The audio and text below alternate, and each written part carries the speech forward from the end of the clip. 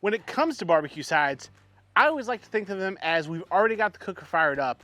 What can we do that would be a normal side that we can push over the top by using what we've already got going?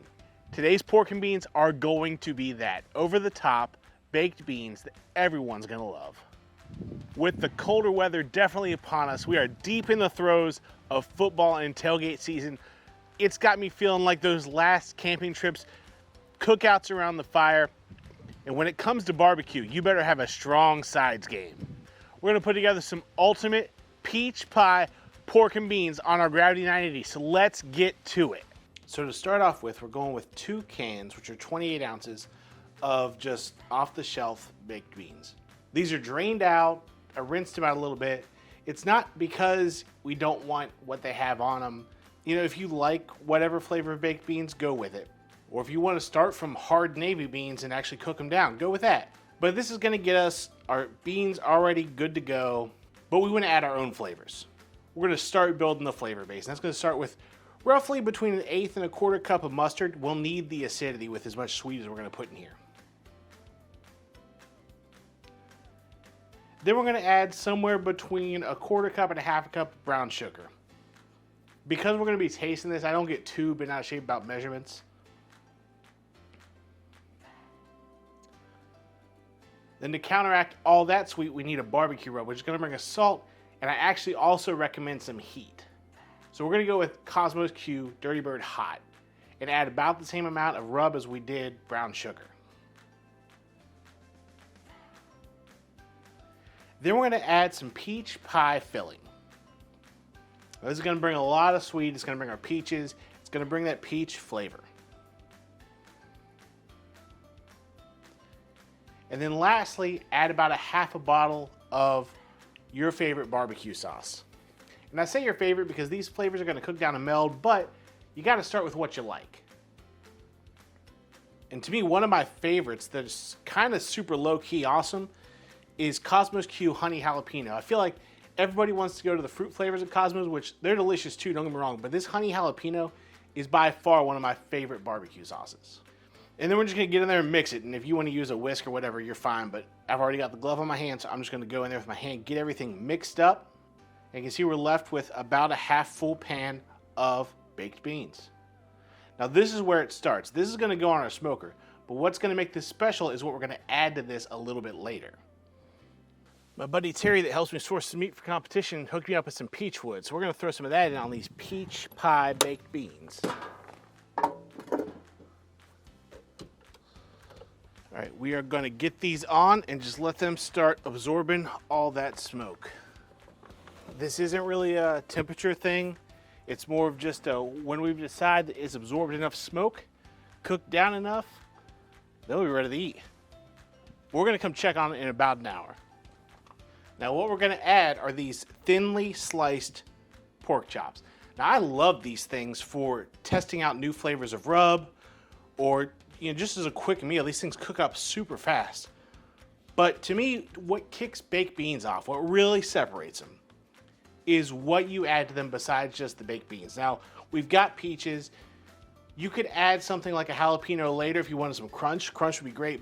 But we're gonna cook these up separate, let them rest, and then slice them into cubes roughly the size of a bean so that you've got that texture difference. You've got something real meaty in those beans. You know, I've done pulled pork baked beans, and it's just not for me, but this is where it's at. So we're gonna start off just laying these out. These are just simple. Some people call them breakfast chops. They're super thin. They cook up so fast. You can slap a quick sear on the outside, and by the time it's seared, the internal is definitely done. And since this is designed to be a super easy recipe, we're going back on it just with our Cosmos Q Dirty Bird Hot. Be careful if you're going straight out of the bag, but. Now this is slightly over a pound of chops. We'll probably go with just 1/2 of them, but we'll see. Obviously, if you want them meatier beans, add all of them. If you want less, don't add as much. In the off season, if I'm thinking about changing a recipe at all, these are absolutely what I use to test flavors on, because pork is pretty neutral. Turning in ribs and pork anyways. They cook super fast, and then I've got sandwiches or whatever left over. All right, we're gonna let these sweat for just a little bit. Then I'm just gonna take them inside and sear them real fast. Y'all don't really need to see that, but I'm gonna sear them and then hold them until we're ready to add them to our beans in a couple hours. So we've been right at an hour. You can see we've started to darken up, thicken up some. That consistency is a little bit more what I'd expect from baked beans. You want them with some texture, not just all gloppy. That's where our pork's gonna come in here, but we're gonna give this a little taste. Just see if we're on the mark.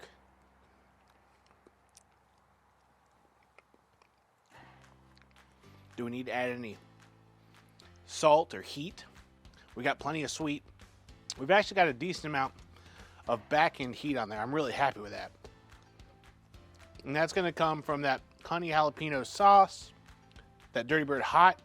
Like I said, don't underestimate how much you need to balance the sweet that's all in here. But we've got about 4 of those chops diced up. Like I said, a brown bean size, a little bit more. I'm gonna go ahead and get those in.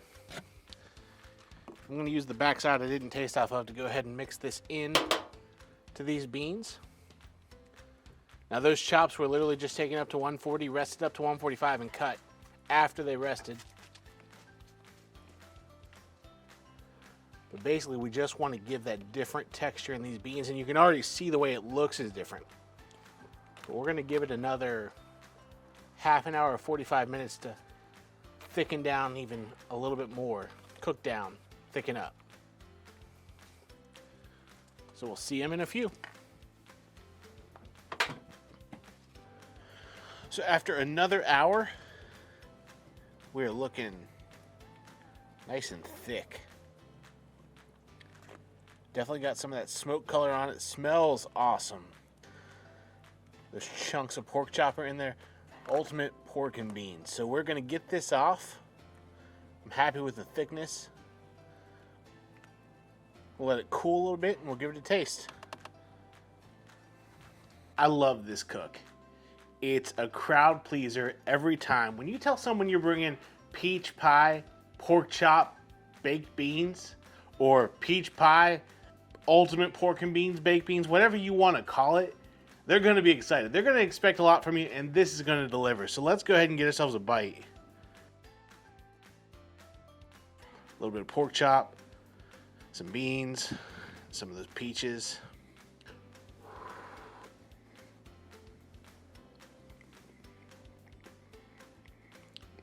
That's so good. It's so easy and it's so good. The big thing to me you always want to avoid when you're doing baked beans is you need to have multiple textures. Now we talked about it a little earlier. You could put some peppers in there, add some crunch with some vegetables.